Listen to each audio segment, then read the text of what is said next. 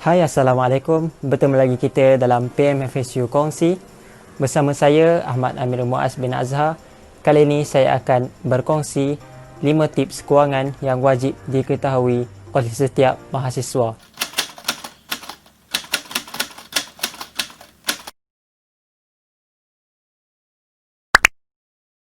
Tips yang pertama, kita perlulah melakukan perancangan kewangan bermula dari sekarang, iaitu rancangan untuk membeli rumah, untuk membeli kereta dan rancangan untuk membina sebuah keluarga dan sebagainya.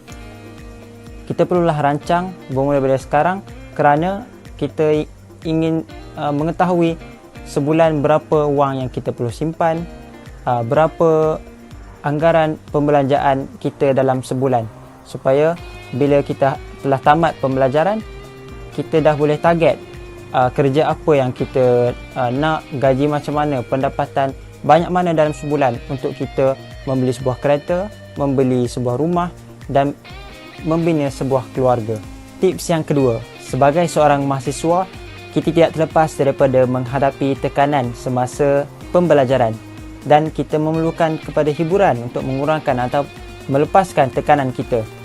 Namun kebanyakan mahasiswa tidak cakna dengan hiburan yang mereka pilih, iaitu kemungkinan hiburan mereka pilih itu menelan kos yang tinggi.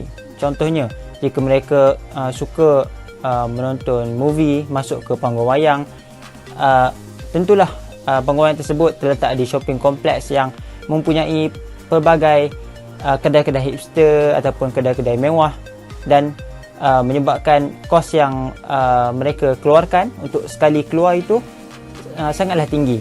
Dan antara contoh lain, jika mereka berkunjung ke pusat karaoke juga menelan kos yang tinggi.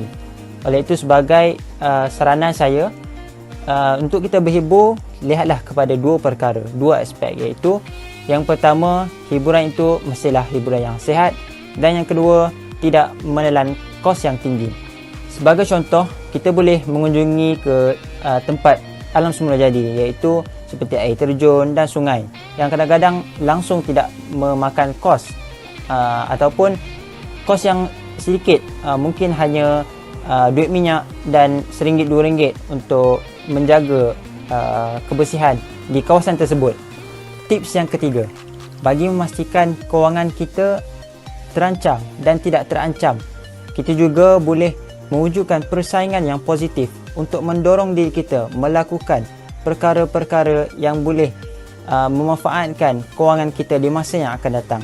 Seperti kita mencari kawan yang boleh kita jadikan ikutan, yang boleh dijadikan idola dalam bab pengurusan kewangan ini, dan kita bandingkan diri dia dan diri kita dari sudut perbelanjaan dan simpanan.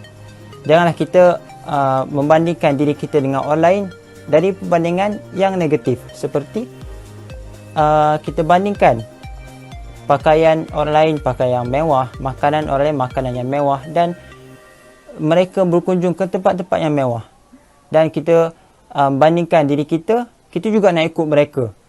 Kalau orang yang pakai H&M, satu almari penuh H&M, kita juga nak ikut. Kalau orang tu sentiasa pergi ke Starbucks, kita pun pergi juga ke Starbucks. Biarlah kita ni, seperti mana kata pepatah Melayu, ukur baju di badan sendiri. Kita tahu di mana kemampuan kita. Biarlah kita pakai bandel pun, yang penting sopan dan tutup aurat. Biarlah kita makan makanan di warung ataupun tepi jalan, yang penting kita tahu makanan yang kita makan itu bersih dan halal. Tips yang keempat, yang mana bagi saya tips ini sangat popular di kalangan mahasiswa, iaitu melakukan pekerjaan sambilan.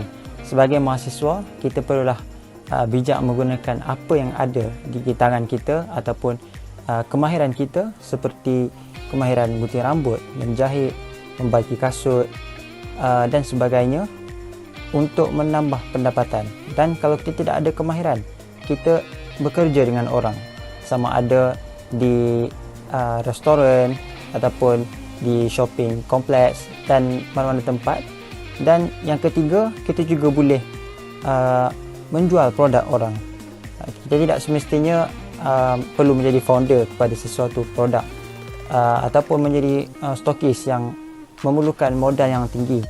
Cukup kita hanya jadi sebagai dropship dan agent, dan kita mulakan dengan modal yang kita mampu. Apa yang ada di tangan kita, kita mulakan dengan perkara tersebut. Tak perlulah perlu diingatkan juga, tak perlulah kita berhutang dengan keluarga, saudara mara, kawan-kawan untuk memulakan bisnes, kerana ia akan menyusahkan kita di satu masa akan datang. Tips yang kelima dan yang terakhir, iaitu kita perlu tahu ke mana perginya duit kita. Terdapat pelbagai cara untuk kita mengesan ataupun track kita punya perbelanjaan dan juga pendapatan seharian, bulanan dan tahunan. Kita boleh mempunyai buku catatan sendiri seperti buku 555, ataupun dunia sekarang lebih digital, kita boleh terus download aplikasi di App Store dan Play Store, dan kita masukkan berapa jumlah pendapatan kita pada hari tersebut, berapa jumlah perbelanjaan kita pada hari tersebut, supaya kita tahu kemampuan kita dalam sebulan kita mampu simpan berapa berapa ribu dalam sebulan, dan supaya kita dapat rancang kewangan kita dengan lebih tepat.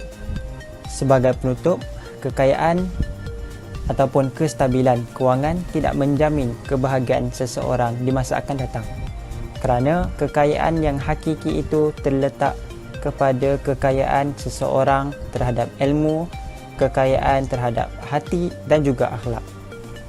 Selain daripada merancang kewangan, rancanglah juga untuk akhlak kita, hati, dan yang paling penting adalah ilmu kita. Semoga perkongsian kali ini bermanfaat. Assalamualaikum.